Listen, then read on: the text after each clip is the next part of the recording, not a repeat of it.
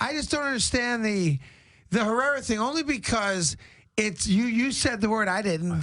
There was a desperation move. They've told everybody that has asked him, Boomer, for the last 3 years. I don't care. He's untouchable. I don't care. We're not giving him up. You know what? I don't care. You know, if he makes the All-Star games 5 years in a row for the Cincinnati Reds, you know, God bless the Reds. God bless whatever they did. I'm worried about right now. I'm worried about winning right now. The Mets have young pitchers. They have young arms.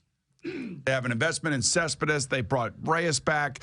Neil Walker is starting to come around. I'm worried about right now. That's what I'm worried about. And what I'm really ticked off about is the fact that the guys that are here that you're asking to be the guys to do the job have failed you 3 out of the last, times that they were out, and that's Reed and Familia. Those guys are guys that are locked in for their roles, and the Mets lost because of their inability to get out. Well, they lose. The Washington Nationals win 14-1, so you fall another game back.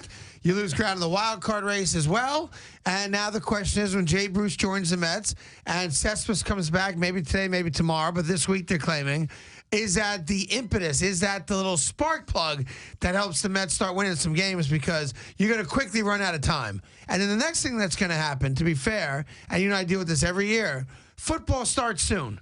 All right? The Hall of Fame game's coming up. The Jets and Giants are coming up. And then it counts for real right after Labor Day.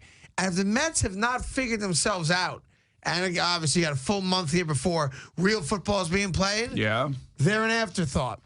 And in a season in which they're supposed to defend their National League title, a season in which they're supposed to be the lock money choice to go to the World Series and win their second World Series in, 30 years, they will have done none of the above. Well, and then there's a problem because then you make major changes. Oh, God. No, you don't. Yeah, you do. Terry Collins is dead and gone. You cannot, if they don't make the playoffs. Cannot predict what has happened to the Mets this year. I'm sorry, you can't. And you know, the amount of injuries, the amount of guys that have been lost, games that have been lost to significant starters in this team, you cannot discount that. And the fact that they're still relevant, the fact that they're still trying to make it to the playoffs by making a trade, by being a buyer, I'm all for that.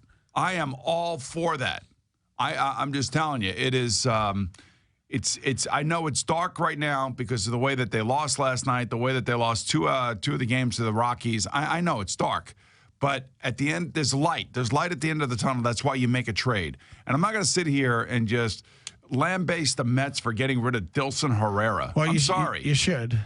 I'm not. You should. If they would have traded Noah That's Syndergaard, why they didn't get would have traded Steven Matz, or they would have traded Matt Harvey, if they would have traded Jacob deGrom, I would be in here. Yeah, but you yourself said Lucroy was, if you had a choice of Lucroy or Bruce, Lucroy was the guy. But they couldn't get Lucroy because for whatever they refused to put Herrera in the deal. I don't know that for a fact. I'm telling you that's a fact. That would be the guy that would be the perfect guy for this team. Actually, both guys would be perfect for this team. Just think about what's happening with Herrera. They didn't re-sign Murphy because Herrera's in the wings. They didn't get Lucroy because they refused to put Herrera in the deal. Fact. And then, out of panic, they put him in the deal for Bruce.